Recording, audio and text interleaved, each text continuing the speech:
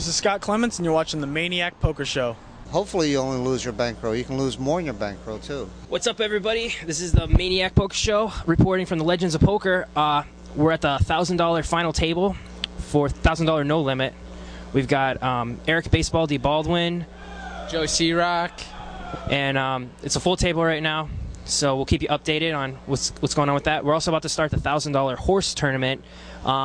Saw Alan Kessler, Scott Clements, Jerry Buss, couple guys. We got poker legend Thor Hansen here. How you doing, Thor? I'm doing okay. This is my first tournament since the World Series of Poker. Oh, you just take a little time off? Yeah, I've been off from poker. It's too much, you know. Yeah, too much at once. You need to take a break. Young guys can play every day. No, I take break once in a while. Okay, cool. How are you doing so far in the horse? We just started them. We started with too many chips, I think, so everybody has a lot of chips. I'm probably winning a little bit first couple of levels, but... You got a good table draw? Yeah, table is okay. Cool. All right, man. Good luck. Thanks for saying hi. Thank you. Hey, we're here at the Legends with Scott Clements. How are you doing, Scott? Doing pretty good, pretty good. You're one of the few players who like completely crushes online tournaments and live tournaments. You have any secrets of success? So you do cross-platform? I think I try to pay attention to the differences in the games, and online is kind of, they change a lot more, so I think that I really have to adjust my strategies when it's online to live. I'm more of a live player, so it really takes a lot of adjustments for the online, but if I'm doing that, then I do well. Cool, cool. You're playing horse today.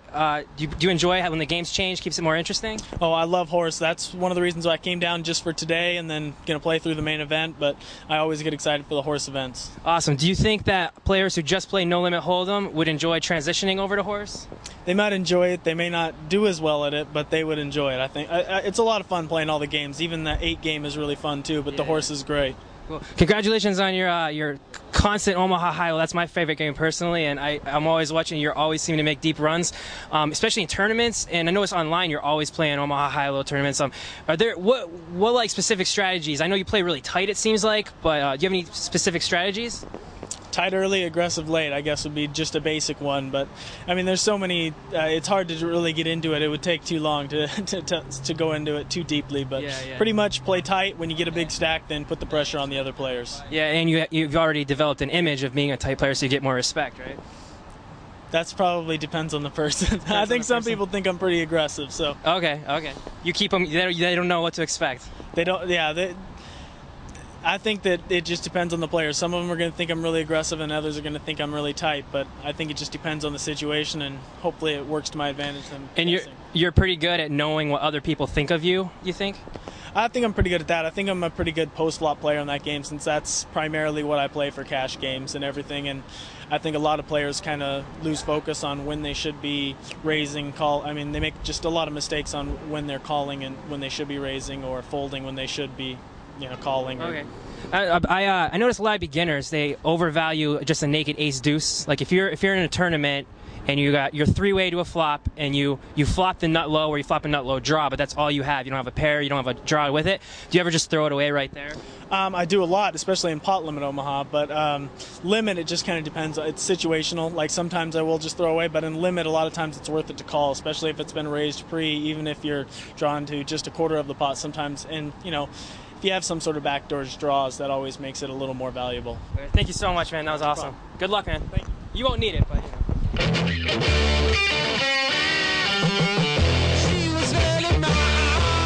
All right, so we're at the event center at the Bike in the middle of the Legends of Poker, and here I have someone who had some very much success at some of the final tables. Your name? I'm TNT, or Tony Nasser. Right on. And how many final tables have you made?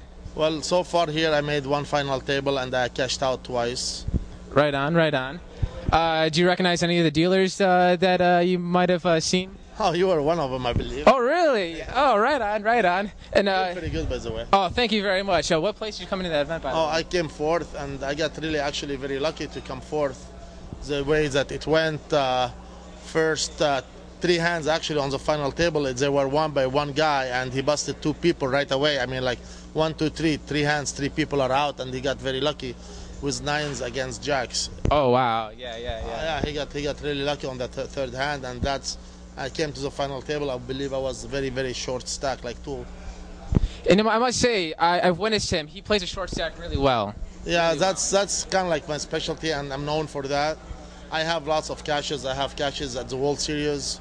I have lots of final table events, but luckily I have never really hit anything big because unfortunately I'm not as lucky as the other bastards.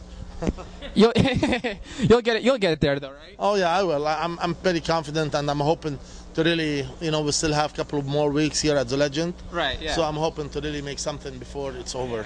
Right Maybe on. in the main event, So if I get in, Definitely. Any closing thoughts? Besides that, just play well, poker well, and sometimes you have to muck kings. Right on, man. Tony, pleasure. Thank you very much. Mainly I play cash games and I spread high limit games here. Okay, cool. You were a roommate with Robert Turner, right, for a while?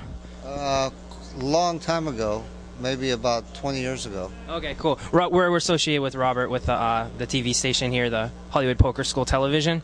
He's helping out with that. What's some differences between cash games and tournaments? Well, cash games has a lot more skill involved in tournaments. Tournaments, time is of the essence, so you just have limited time to pick up hands, and sometimes you have to make decisions with a lot of incomplete information because you just don't know how much time you have.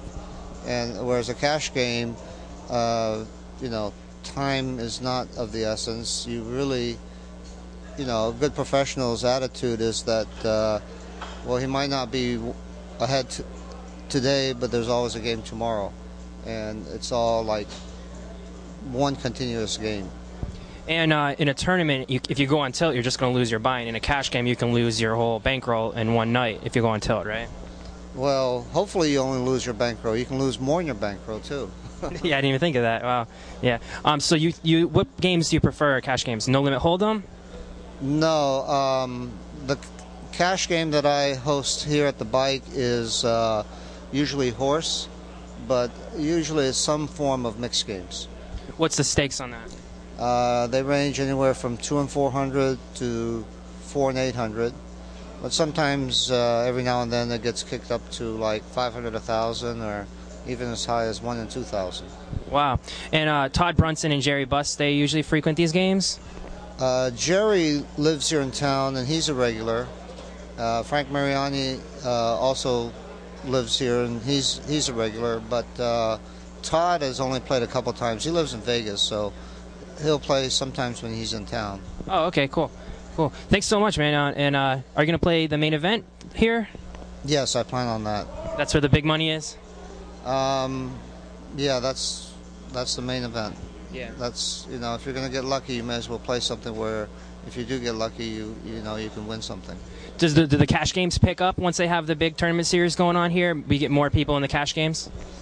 Well, ordinarily we used to, but now there's so much other events all over the world that it detracts from the number of attendees we've had coming here. So I mean, there's a tournament going on in Macau and Europe, and so it's like it's not as good as it used to be, but it's still reasonable. And the economy, you think, is affecting it as well? Yeah, economy is probably affecting poker for sure. Cool. Thank you so much, Yosh. Hey, we're here with Eric Basebaldy Baldwin. A lot of success this year, and you're at the final table of the Legends $1,000 No Limit event. How's it going over there? Pretty short stack, down to about 15 or 16 big blinds, so we're either going to double or triple up or be going home in 7th or 8th pretty quick.